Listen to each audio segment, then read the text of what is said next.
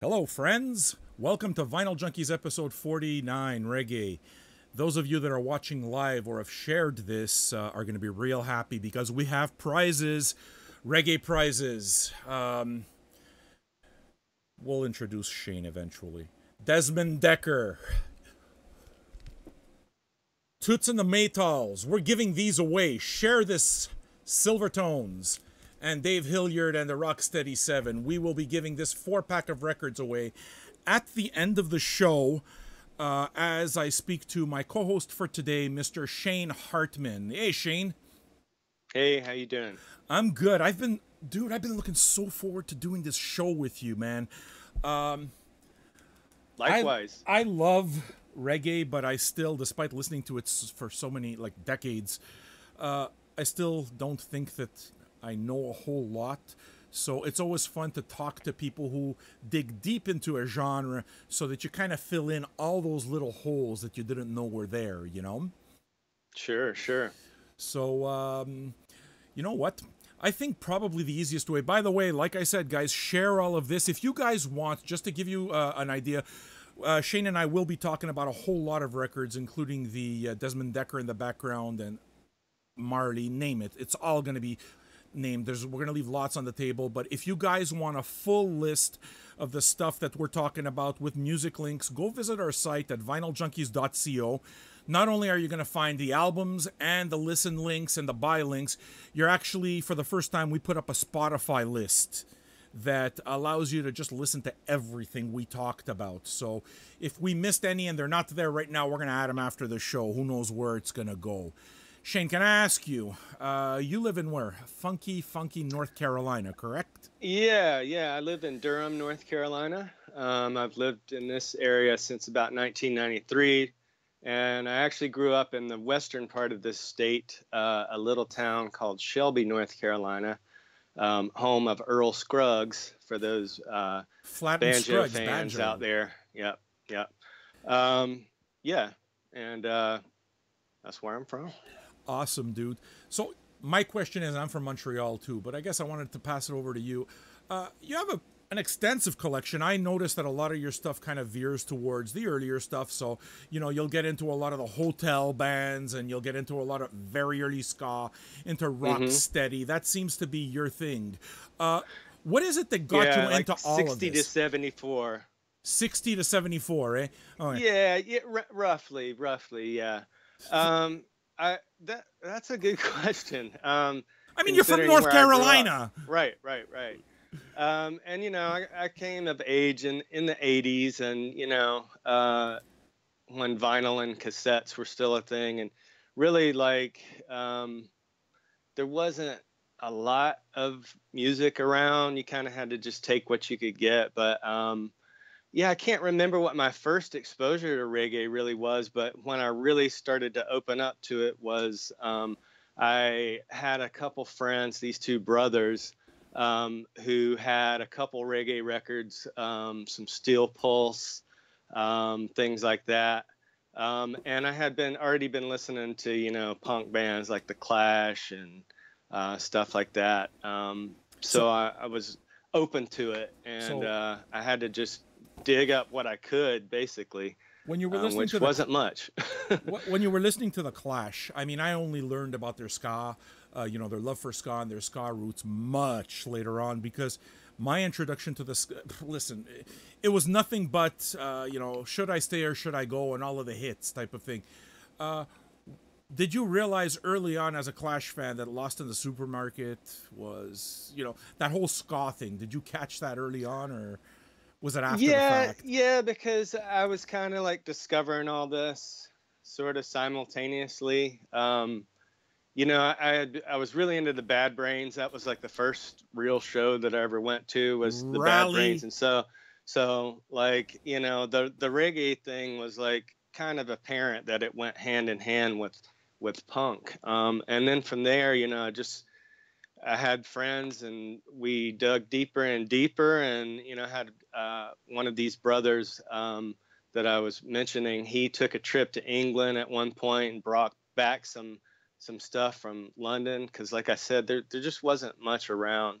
You couldn't really find reggae even in close by cities, it was pretty limited what you could get. But as a teenager, I just started getting into the 90s ska scene, and just started finding out about the stuff that had influenced, you know, all that came before it, you know, the specials, and then backwards from there, into the real deal. Into the real deal, yeah. Well, I guess I'll share my first experience. It wasn't like you at all, but you know what? Listen, I'm a white boy from Montreal, so how is it that I come across this? I mean, listen, the easy answer for me is pretty simple. We were discussing this before we got on, but I see music in the same way that I consume a book or whatever, you know. It takes me out of my everyday life. It's almost like an anthropological journey. It's not just listening to something. I don't need to relate to it because the things that are different offer me a view, you know, into a life that's not me, but fascinating, that is absolutely fascinating. And I mean, I've always said that art is really the most beautiful, essential part of humanity, maybe the only part of humanity that I care for. It is with this that I'll tell you about a young 7-year-old who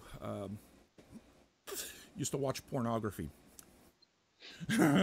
It's not. It happens. It happens. It happens. Actually, 7 years old would have put me at around 7. Would have put me at 1977. So, black and white. You know, new color televisions were a new thing, and here in Quebec, we were still kind of watching the 4 channels. We had cable vision, but for the most part, there were like just a couple of channels. But there was this exotic channel from France called TV5, TV5, okay? And they would show movies that you just wouldn't see here on the regular channels, especially the 4 main channels here in Canada. 2 of them, one French and one English, they were the CBC, okay? So they were government channels. You're not going to get to...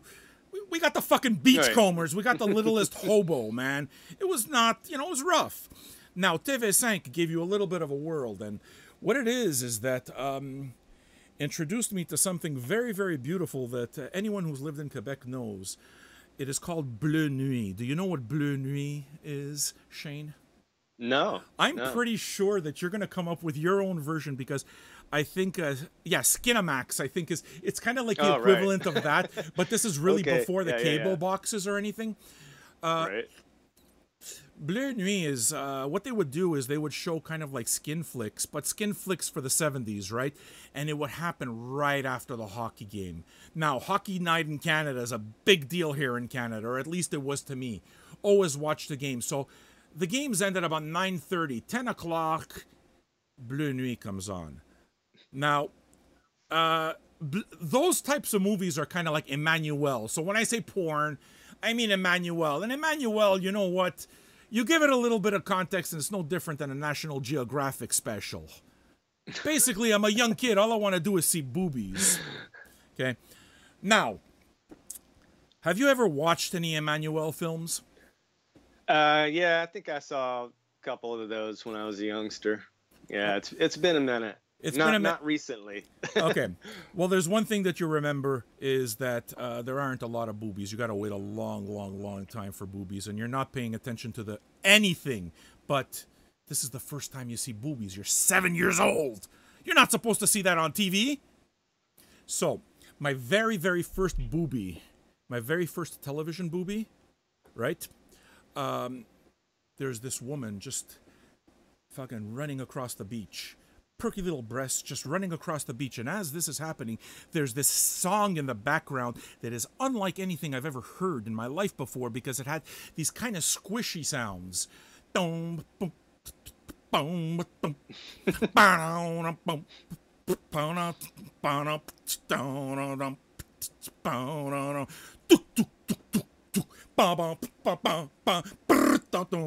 it's like, what is this? This is fucking weird and squishy. And I've never heard anything. Dude, I didn't even know heavy metal at that point. It's just, I loved music, but I hadn't gone beyond Kiss. So now, I got these perky little breasts running across a perfect white beach with all these squishy sounds. Dude, it left such an impact in my head that I had to know what the fuck that song was. And there was no Spotify. We don't know what it is. So for many, many years, it just went on, dude. I didn't know what this was, right? So I pick up this Bob Marley record. I'm showing Legend right now. Okay, it's their greatest hits, you know. Sejep comes along. Everybody's listening to Bob Marley because that's what you do in Sejep. White boys listen to Bob Marley Legend. It's a gateway album for a lot of people. It is, right? And some of us go a little further. And a lot of people just go deeper into the Bob Marley catalog. So as this is happening, I'm picking up an album here, an album there. I come across Uprising. Looks pretty cool, dude. Just this guy with his arms out, these massive dreads. Album art really sells things. So the cover art, the Bob Marley and the Wailers with the big sunshine, it sold me. It's like, all right, I'm going to try this. I didn't know anything about it beyond what's it called? Legend, right?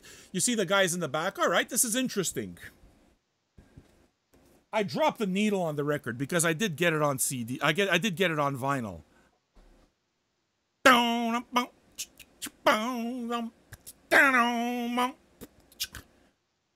Holy fuck! This is the song that I heard on that Blue Nuit with the naked girl on the beach. 11 or 12 years after the fact. Burned into your mind. Into my mind, dude. Into my mind. Holy fuck. Now, I liked Bob Marley. But the squishy. And you have to admit, that song's pretty squishy, right? It's like, ooh, this is it. The rhythmic feel is, you know, I mean, that's the thing about reggae that hooks. It's that, how do you even describe that rhythm, you know? I've never heard it described as squishy, but yeah, that kind of fits. Well, look. in a lot of instances. And I find it a lot of fun also that... sticky, definitely. Well, the bass is kind of, boom, you know, it's like, yeah, it's pretty sticky. And I really like the fact that my first image of that was of a beach and sunshine and a pretty naked lady in a bikini. Well, she had a bikini bottom because Bleu Nuit, you weren't allowed to show bush. You can only show tops, right? That's Emmanuel, that kind of thing, right? And that's my earliest recorded memory of reggae. And from there, maybe 100 years later, it fascinated me enough to just go, not 100 years later, but just to go into a bunch of different directions. Should I leave you a break to talk about stuff now? I've been going on for a while. Was it interesting at least? Yeah, absolutely. Yeah. I mean, I think that's wow. I mean, I was trying to earlier, I was trying to remember, like, when was the first reggae I ever heard? And I honestly don't know. I mean, it may have been something that wasn't necessarily reggae, but reggae influenced, like Culture Club. You know, Culture Club had a heavy reggae influence, and I remember. I'm not sure what year did that come out. 82. It would have been like 7. Which one? Color by Numbers? You're talking about Do You Really Want to Hurt Me? That has that reggae deal. Yeah. Okay.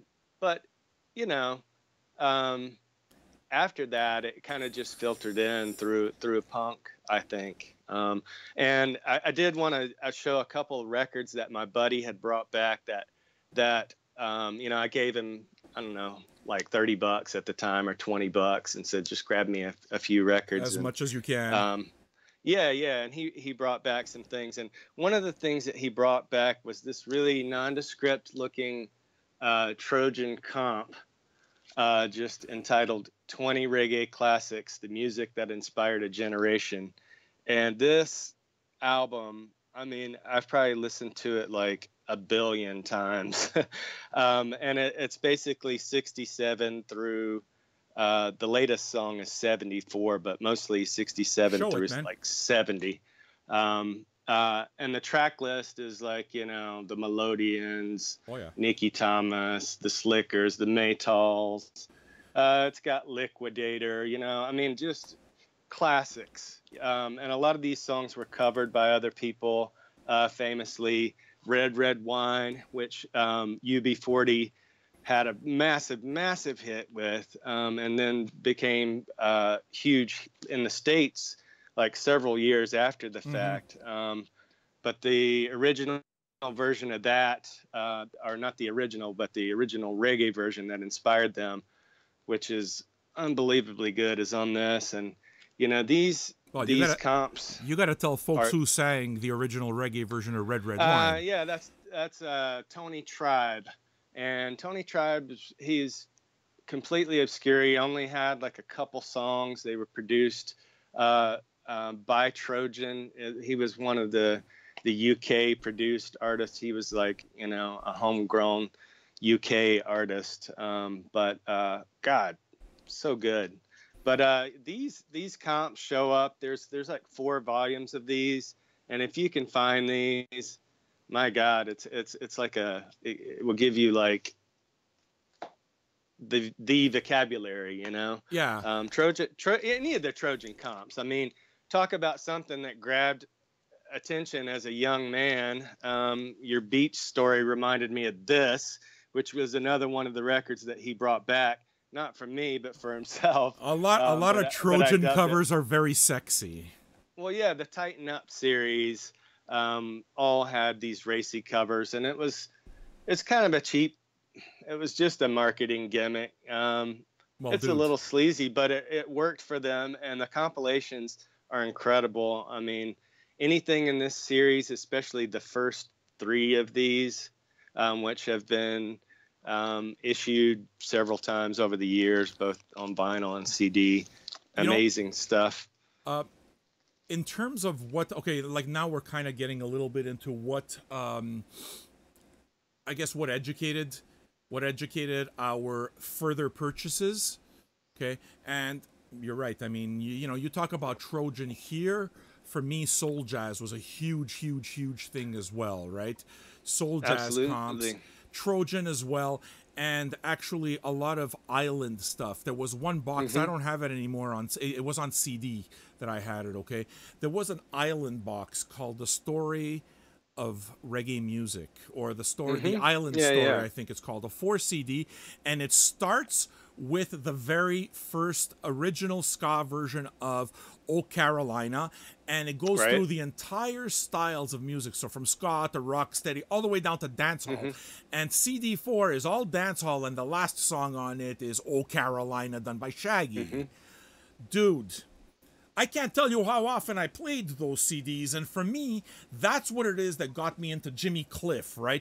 And actually, just so that you know, I don't know if you've been treating... Another gateway artist. Another gateway artist. The Harder They Come. It's today's the 46th anniversary of The Harder They Come. It came out 46 years ago, okay?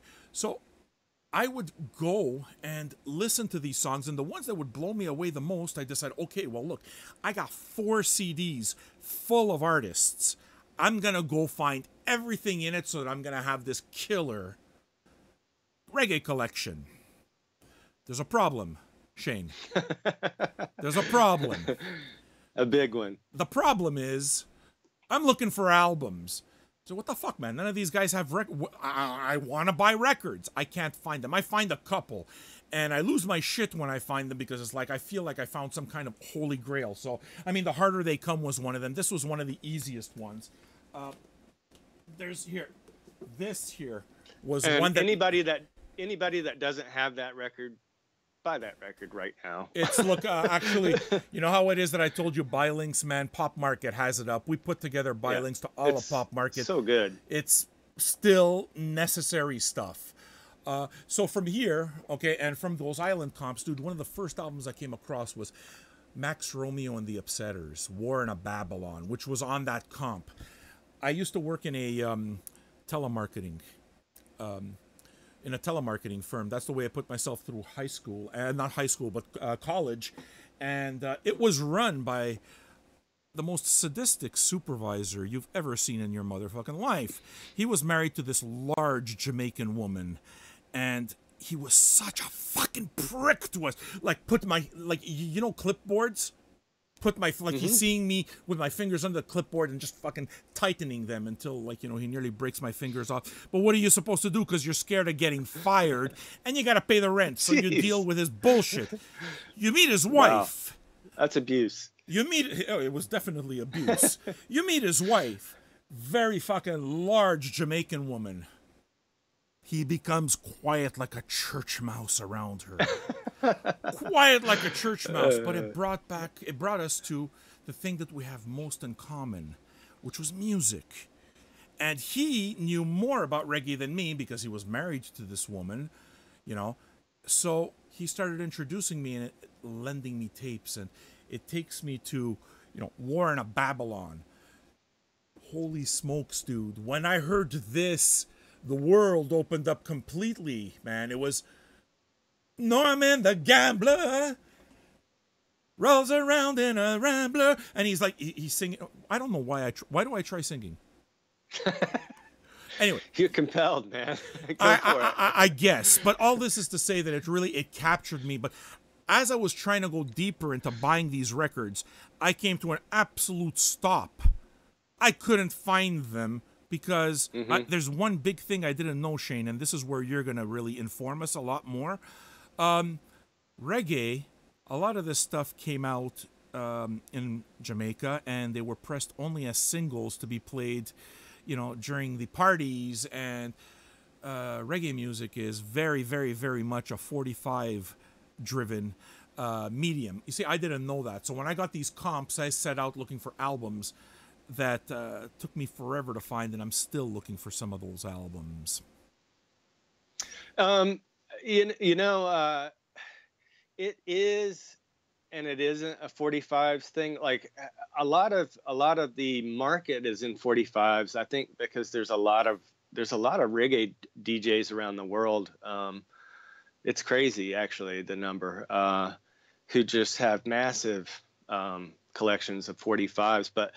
There are a ton of LPs, but the LPs, like you say, they a lot of times were kind of an afterthought until a little bit later on. There became more of a market for LPs, but you know, that's why you see a lot of these compilations. Like, for instance, you mentioned The Harder They Come. If you look for the Slickers, you're not gonna find they only put out a couple albums as the Slickers, and you know, neither one of those I think is really the group that was with Johnny Too Bad, and that's a whole nother story, because you have this whole thing where people are using names and names are misspelled on albums and things like that. Yes, reggae is an interesting. You were talking earlier about, you know, the depth of it. It's just like unbelievable. I've been listening to this music since I was probably like 13 or so, and I'm 43 now, so that's 30 years, and I feel like I've just like, you know, like just the tiniest bit. Every time I think I know something, I dig a little deeper and find just a whole more bevy of stuff. And you know, like I said, my knowledge is like a 10-year or 15-year period, and then you know, everything after that. Shane, check it. That will actually lead us into our reviews a little bit. The part that you were saying about albums were almost produced after the fact, that'll lead us to maybe Desmond Dekker to begin with. Folks, like I said, tune in until the end of the show. We will pick one winner to win a 4-pack of records. Why don't I show them all to you so that you can see what they are? Share the fuck out of this. We can still see who's sharing and commenting. Tell us who your favorite reggae artists are. But we're going to give away a copy of Action, Desmond Dekker and the Aces. This is a VMP exclusive pressing, and this is what we're going to talk about next. We're also going to give away a copy of Sweet and Dandy, Toots and the Maytals, also a VMP exclusive. Freaking brilliant. And then it takes us to VMP's album of the month, which was Silvertones, Silver Bullets. All three of these are first-time reissues, So, and they were very collectible. Good luck finding them. And then we get you into some modern ska and Rocksteady with David Hillyard and the Rocksteady 7 for... Shane's going to tell me all about it. He calls it third way ska. I don't know what it is. All I know is that I really like it. So these are the three records we're going to focus on most in terms of the review. And from there, we will pick winners. So let's start, Shane, if I may. Singles. And you were saying that Sure. albums are there were plenty of albums, but in terms of the way it is that they were marketed, albums almost came as after the fact, and albums were basically compilations in and of themselves, a compilation of other singles. That would be accurate? For the most part, yeah, that was how it played out.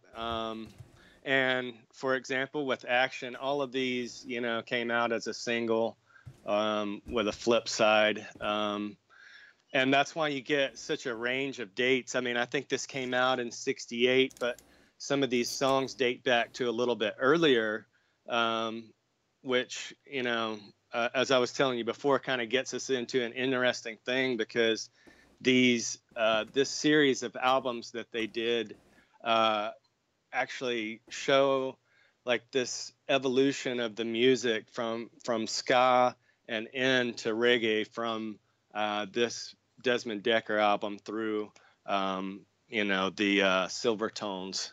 So yeah, it's an interesting set of reissues that they did, and then, like I said, I don't know if they did that on purpose, but well played. Well, look, I mean, but yeah, these were all singles, to answer your question. Yeah, so and I think that rings true for the Toots album. Not necessarily for the Silvertones album, though. That was kind of conceived as an album, so over one night it was different. Recorded, actually. Yeah. Right. I think the vocals were tracked in a night. I don't think the music. I think the music had been recorded, and then they tracked all the vocals at King Tubby's. He had like a vocal booth that a lot of producers would use after they had recorded their tracks, and they tracked their vocals there in a single evening. Which is, pretty remarkable. Well, we can imagine it was. Might as well just stay on the Silvertones, in which case. Sure. Vinyl Me Please actually went a step further with Silvertones. Besides the fact that, listen, it's a really beautiful record. I will take it out of the cover to kind of show you. But they actually took the time to produce a mini documentary on the album. And you meet them, meeting up with the artists in Jamaica and talk about how the album came to be and how they recorded it over a night, and how melody and just straight singing is something that was, important to them. And it's true. I mean, it's very, it's got kind of like that laid back old style, I would call it, I guess. Yeah, I mean, it vibe. came out in '73, but like the vibe is a little bit before that, honestly. Yeah, it's very. I mean, it's not even ska. I mean, what would you trace the history to? No, this is I've heard a lot of Roots fans, like hard Roots fans, kind of knock this album, and mainly that's because the set list is on the surface kind of a lightweight set list. Like there's some covers in here. There's a Drifters song. They do a covers of the Archies, Sugar, and a Jerry Butler song. But the thing is, it's so damn good, it doesn't even matter. Like, the classic on here that a lot of people talk about is more typical of what Lee Perry was known for by 73 through 76 period, which is the Rejoice Jaja Children, which is, more along that Roots vibe.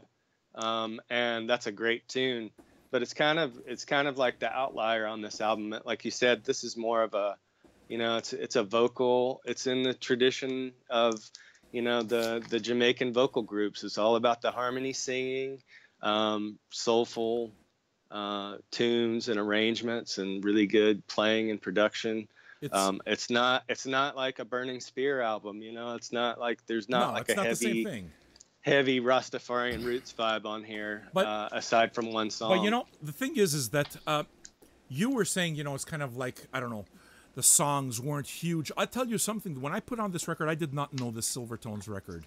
I had heard of the band, but didn't know it. So when I dropped it, you know, listened to it, and I heard more, like I heard an R&B vibe more than anything else. Yeah, yeah, totally. But the thing that got me immediately is exactly where it is that you're saying that, you know, maybe some fans would dismiss it. It's exactly what hooked me. See, one thing that I love and I actively collect is reggae versions of any cover song. I don't care what it is that you cover. Same here. Same here. I just like reggae versions of that. So it's fun to hear how they flip it, because it kind of gives it helps you understand the lexicon of the music, because a lot of people hear reggae and they hear like these fundamental things and it just all sounds the same, but it doesn't. There's a subtlety there that when you hear them arrange something soul and reggae, you kind of start to, it clicks. And and it depends also on what style it's in, right? Because if you hear a skank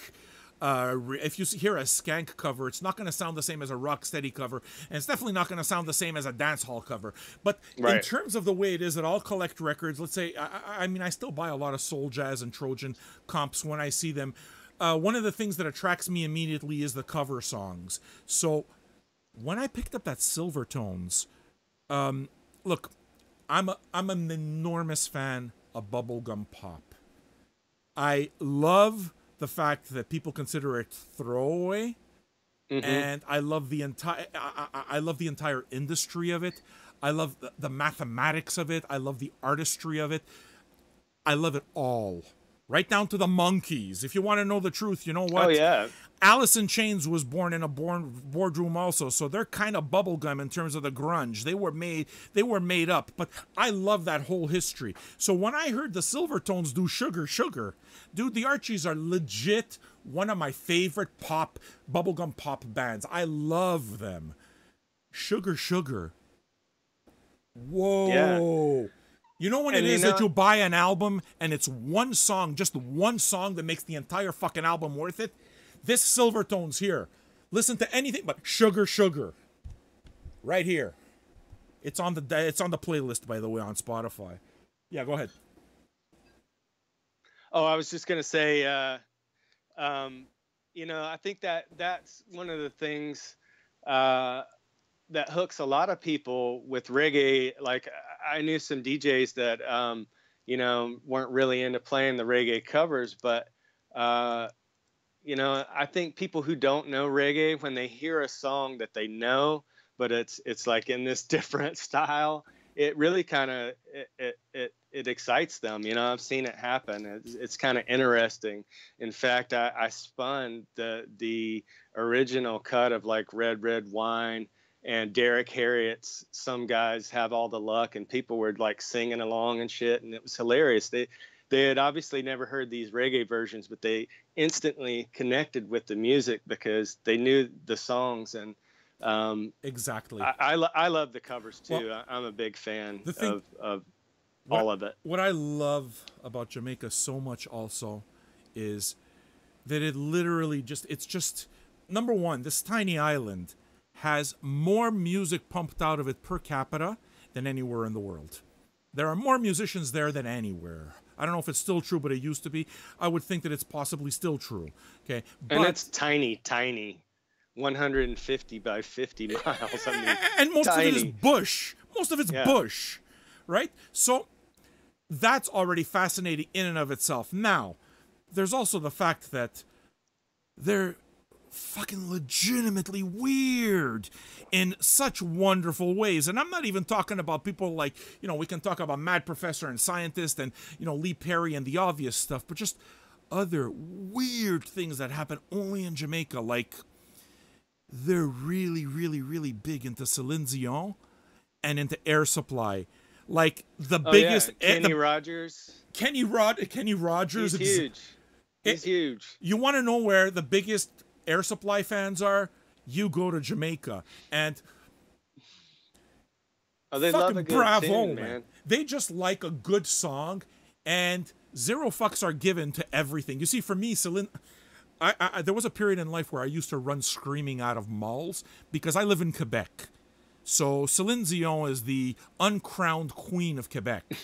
So when she was really big, she played in every motherfucking mall. And inescapable. Yeah, it was inescapable. And if a store, even if it was a record store, if they played Celine Dion, on principle, I walked out. I couldn't anymore. I couldn't. It was like fucking listening to... Anyway, so the fact that Jamaica embraces this and embraces Air Supply makes me look at the entire thing, because I'm not sure there's a whole lot of music from Jamaica that I don't like. I love the whole vibe there, from the hard stuff to the smoother stuff. Mm-hmm. And they haven't yet succeeded with Celine Dion. I still, I think, pretty openly don't... It's way too cheese for me. But they've had me take a really hard look at stuff like Air Supply, and I'm a massive Air Supply fan now. Massive, massive Air Supply fan. So they must be... Man, that's... What elite. Reggae got you into Air Supply. Wow. It's not... It wasn't that direct. It wasn't that direct, because I grew up with Air Supply, and you grew up with Air Supply. We're about the same vintage. Yeah. I'm 5-6 years older than you. But American Top 40 meant you heard a lot of Christopher Cross, and you heard a lot of... And Air Supply, when Air Supply was big, it was like Hall & Oates. Hall & Oates was big. They just went on a run, and it was single after single after everywhere. So all you heard was Air Supply. So I have memories of listening to Air Supply, driving to this beach in Ontario, this provincial park, where we would all hang out and have like family meals and stuff and play American Top 40. So that was there. It didn't mean I liked it, because I was always waiting for, like, the Joan Jett to come on and not the Air Supply. The Air Supply is something that just kind of passed, but it's amazing how stuff like Christopher Cross sticks. And years after the fact, where you're no longer being bombarded with it all the time, you listen to it in a completely different perspective. Absolutely. You say Jamaica. All right, I got to find out. I listen to the songs, and maybe for the karaoke reasons, but dude, I can sing every word to a lot of Air Supply songs. Popular at karaoke, I bet. I just left you speechless. I thought that you were just going to... I just thought that you were... like, how do I respond to that? All I know is that there's... I probably know a few, I'm sure. I can't remember the last time I heard Air Supply, to be honest. Well, I've got albums. Well, greatest hits, to be honest. Just a greatest hits. A good greatest hits album is all you need. You're done. Yeah. You're done. But anyway, those... that's the connection to Air Supply in Jamaica. If they like it, and they've done such a fabulous job of virtually every cover song I've ever heard, to the point where that's how I buy my music. If I see there's a lot of covers, especially stuff that I didn't know, I'll buy it immediately. And that's actually what led me to the next artist, who's also available, by the way, in the Vinyl Me Please store. This is one of the records that is available now. I'm about to show a John Holt record. John Holt, 1,000 Volts of Holt. And this is very much mid-70s, Rocksteady, kind of like really chill music. And I didn't buy this in the VMP store. I bought this before that came out. I bought this like maybe 10 years ago or something. But the reason I mentioned John Holt is because, and here maybe you can help me fill in the blank, but this record has so many covers. If it's not all covers, like... Oh, yeah. Yeah. That album was a huge breakthrough for him. And, it's another one that like some purist and kind of hard roots fans are like, because it's so polished and there's a lot of strings and it's kind of fluffy covers. But he sort of defined like what became like the lovers rock style. Sure. He was like sculpting all that with those albums, and that album is a classic. I mean, you can try to shit on it because it has strings and stuff on it, but it holds up. I love strings, and I guess you know what? I think that's probably one of the things that I like most about not being a purist about anything. I just listen to music. I don't try to compare it to something else. I just listen to it for what it is. And a lot of the times the elements that are outside of what you'd expect from the genre are the bits that I find the most interesting. You know? Well, you know, sometimes the strings can be suffocating on an arrangement, and then you hear a version like a Jamaican release version that doesn't have strings, and you're like, wow, this sounds better. But you know, it's kind of one of those things. There's a lot of songs that don't have strings, and you know, it's kind of interesting to have that element added in occasionally because it's not something that you know is necessarily part of the sound. So to me, it's just like, you know, more flavors. Why not? No, but check, man. Just to give you an idea of some of the covers here, that the ones I know, "Baby, I'ma Want You," which is a Bread song, Right. and that's probably what got me to listen to my Bread records, because I would have never put on. For me, it was Ken Booth's "Everything I Own." Okay, that was what made me listen to Bread, because that was same thing. After Gateway. that, John Holt covers "Mr. Bojangles." He covers "I'd Love You to Want Me," which I think is another Bread song, right? "Baby, I'd love you to want me." I believe that's another Bread song. "Killing Me Softly" with her song, a Roberta Flack song, "Girl from Ipanema."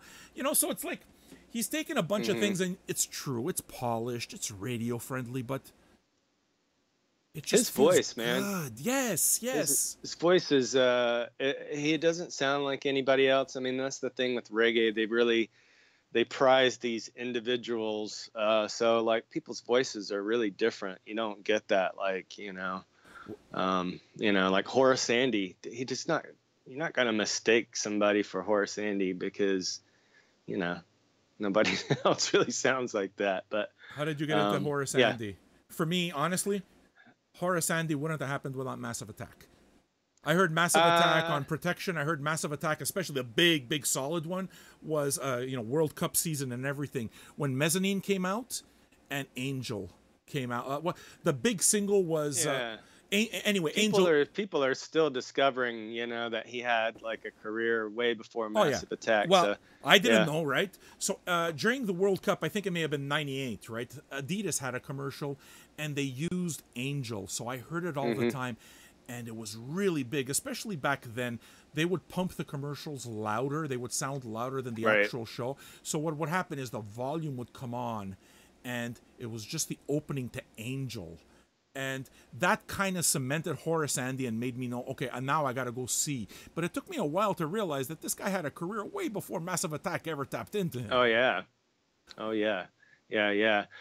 For me, I think I had just discovered that Studio One stuff, and one of his Trojan albums that had a Bunny Lee produced album that he did that's just wicked. But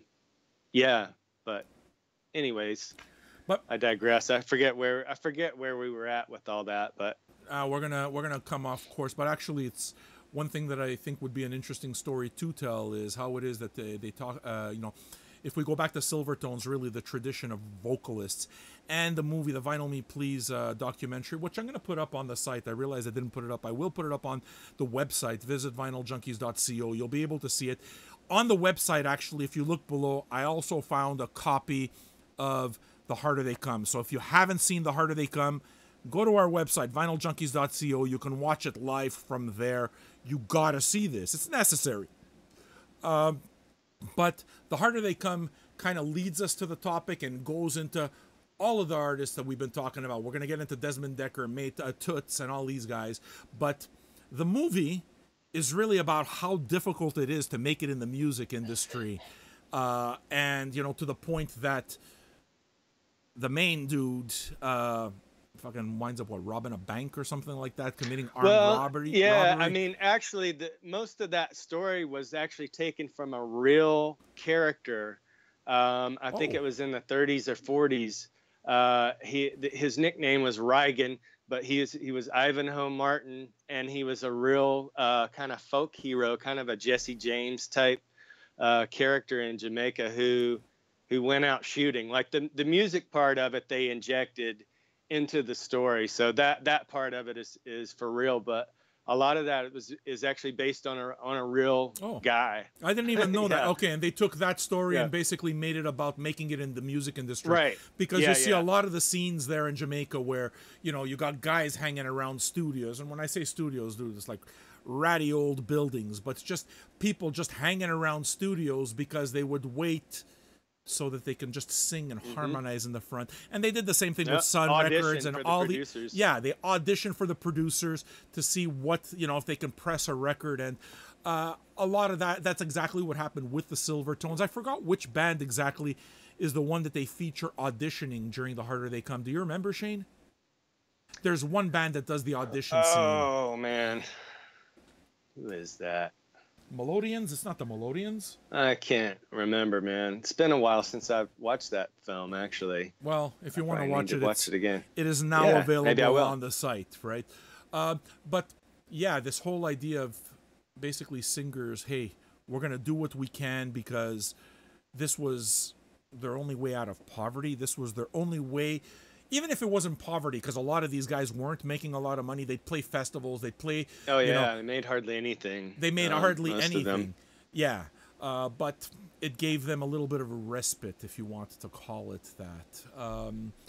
Yeah, I mean, these guys had been around for 10 years before this album came out. I mean, they'd recorded for singles for a bunch of other people, but you know, this was their first LP, so.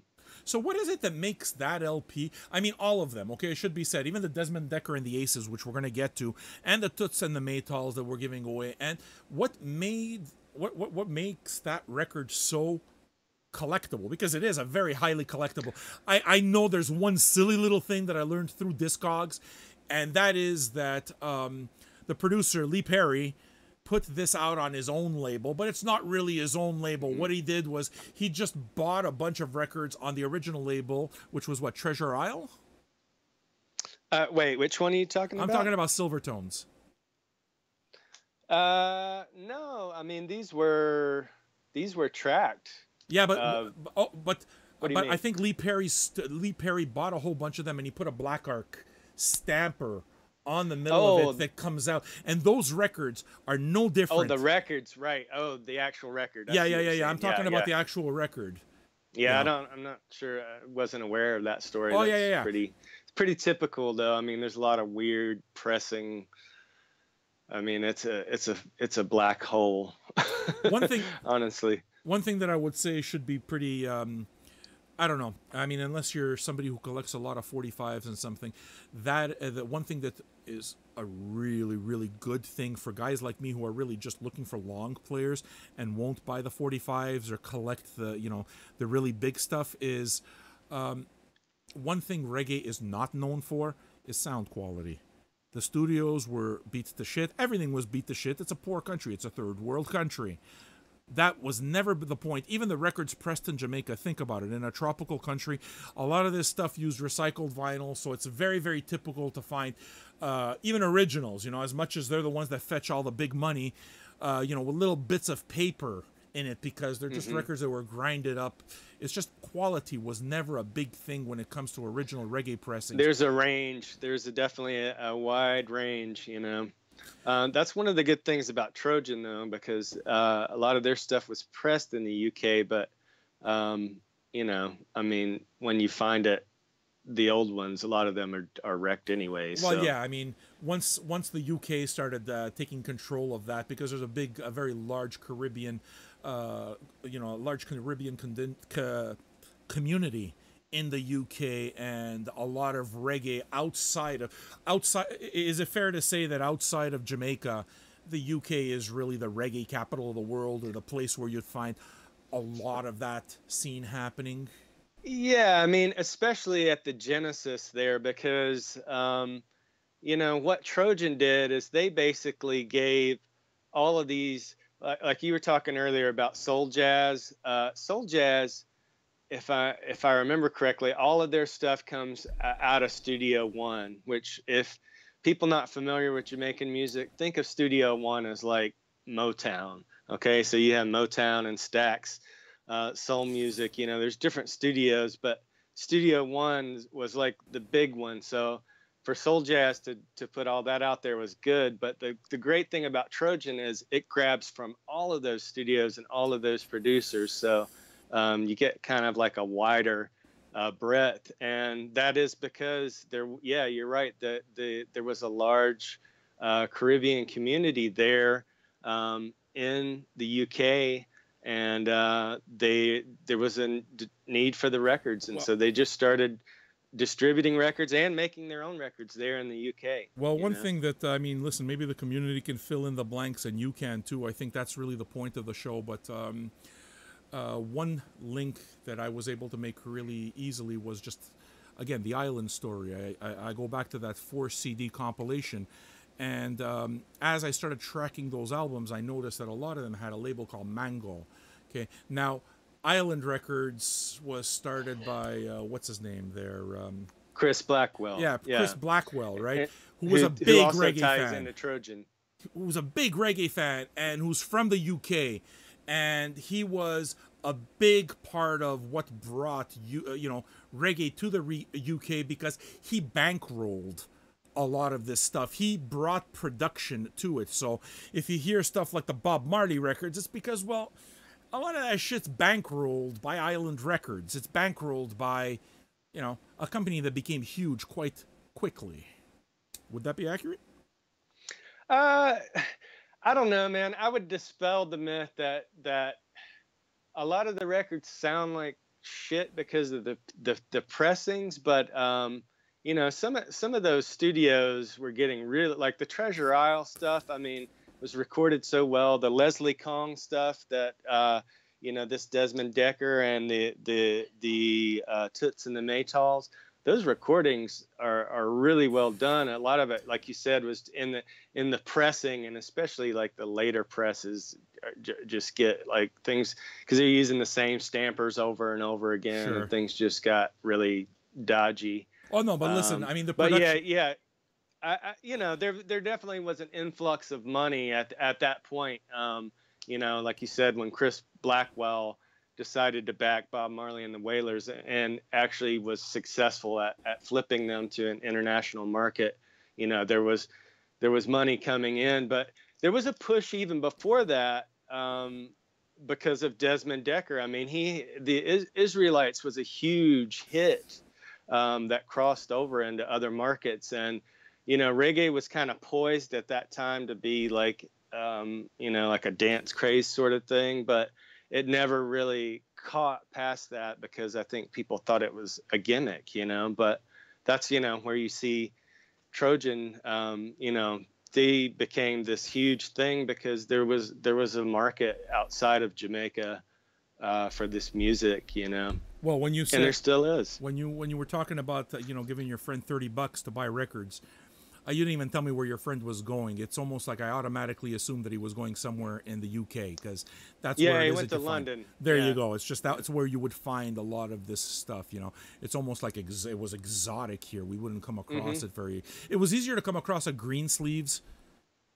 Or the mango stuff. Or the mango stuff. Yeah. Yeah. Some of those like. Those intensified ska compilations that I think Mango put out, or maybe those were on Island, like all that stuff. That was like, until Heartbeat came along a little bit later, and started filling in some of those blanks with their releases. Heartbeat is American. It's a record label. Heartbeat is American as well, right? They put out Gregory Isaacs. Ton of stuff. They started dipping into this classic stuff back in the 90s and stuff, and reissuing it on CD. Like what? The Studio One stuff. There's a lot of Studio One artists volumes that they put out. Delroy Wilson. Oh, nice. A bunch of comps. Those were some of the other things that kind of pulled me into reggae music, were those Heartbeat comps. They had several compilations of Studio One stuff, and they had a Treasure Isle double CD set that was just like blew my head open when I heard how good all that stuff sounded. Yeah, well, and go ahead. They put out from that story of island music. Really, I keep going there because it was just so fundamental to me. One of the Gregory Isaacs' Night Nurse is something that I just needed to find, and Heartbeat Records is exactly where I found it. I don't know if they're reissuing any of their catalog anymore because I don't see any new stuff coming out from them. Like now we're going to see tons of Trojan because Trojan is celebrating their 50th anniversary. That's why VMP put out a bunch of stuff, and that's why you're going to just keep seeing comp over comp come out, which is a good thing, man. This music needs to be bought. But Heartbeat isn't putting out anything, are they? Have you seen anything? Their stuff's still kind of around, but I don't think they're actively. I don't think so. Yeah. If you had to, I mean, a lot of that Studio One stuff has been picked up by another company now here in the States, and they're slowly putting that stuff out, but I don't think Heartbeats, not that I know of. Not okay. But their stuff's great. You know what we could do? Here we're going to go into an area that I don't know very well, and we're going to go into modern. We say modern, but very, very, very traditional sounding record. This was put out by Org Music, David Hillyard and the Rocksteady 7. Actually, David Hillyard and the folks from the Rocksteady 7 are listening to the show, so shout out to you guys. We're going to be giving away a copy of your record. Share your stories, and you know what you got to do. I don't know much about this artist, and I know that David Hillyard used to play in Slackers. I think Hepcat I know because I went to one of the original what was that festival? The Vans Warped Tour. One of the original Vans Warped tours had Hepcat on it with Royal Crown Review and a bunch of stuff that I got to know through that. But this here sounds quite I don't know. What did you think of it? Tell me. Oh, I liked it a lot. I'm familiar with David Hillyard because I was in a ska band back in the 90s, and I don't actually remember meeting David, but I'm sure we met because we played a gig with the Slackers, probably 1995, somewhere about that. So I was familiar with him, and this record, which was just reissued, and I highly recommend Hepcat, which is a California ska, reggae, rocksteady, in a very classic sense. When was that reissued? It just came out. Like 2018? Yeah. I mean, I just got this a few weeks back. It had been on pre-order. The great thing about it is it has the original album, and it also has a dub version of the album, which is awesome because you don't really hear ska or rocksteady dubbed out very often, and it's kind of neat to hear. It's more of a reggae thing, but this is a limited thing that they that they did, and it's really exciting. What label is that on, man? But it is on Hellcat Records. It's on Hellcat, which I believe was Rancid's deal. It originally came out on Moon Records, but it was CD only. That's what I wanted to know. This is the first vinyl pressing, yeah. Yeah, because the first record was one label, and then Hellcat came for the next couple. Right. Yeah. Okay, so that one's on Hellcat. Go ahead. Yeah. I was just gonna say this was my introduction to David Hillyard. He plays tenor sax on here. Some great music, man. Very nostalgic for me because I saw those guys play a lot back in the day. But so to be honest, I hadn't been following the music that closely since. I mean, honestly, I've been sucked back into a time warp and just digging out old stuff so much that I kind of lost track of some of these newer bands, like David's band and the Agrolites and the Steady 45s, and there's like a whole resurgence of bands playing in a classic style now. It's really quite awesome. So I was super psyched about hearing this record, and it was really good. There's a lot of variety. Like it's hard to say it's ska or it's rocksteady or it's reggae, because yeah, there's a bit of a melange there. Yeah, they mix it up, and like we talked about, there's kind of this vocalist I wasn't familiar with, but he's got like a Dr. John type of thing going on, and you know, there's like a New Orleans vibe occasionally that lends to, and there's even like a straight Motown type track. But, dude, what I love about that, we were talking about that because the vocals are exactly what catches me immediately. And you went to New Orleans and I did too, but we came from totally different sides. You went way back to Dr. John. What it made me think of when I listened to that is Galactic, who also comes from New Orleans and also has the same kind of gravelly. Thérèse de Clouet, the singer, is he's got a very unique voice that almost sounds like it is apart from the music. And I kind of feel like it's exactly the same thing here, you know? Oh, yeah. It's very, very distinctive.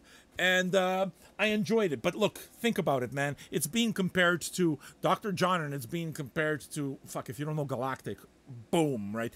And the instrumentation is right on. Like, you can see that it sounds great. It's a nice, big, full production.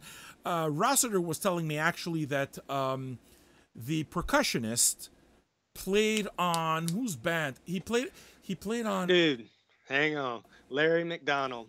He played on Funky Kingston, right? Dude, he played on everything. Everything. What's his name? Everything. Larry McDonald. Okay. Actually, funny story. A few weeks, well, it's been a few months back now, when Lee Perry came through, I was going to see him. That day I had been playing a 45, as Larry McDonald 45. And, you know, it was like an instrumental version of Johnny Too Bad with him doing some like percussion stuff on it. And so I had been listening to that day. We show up at the gig.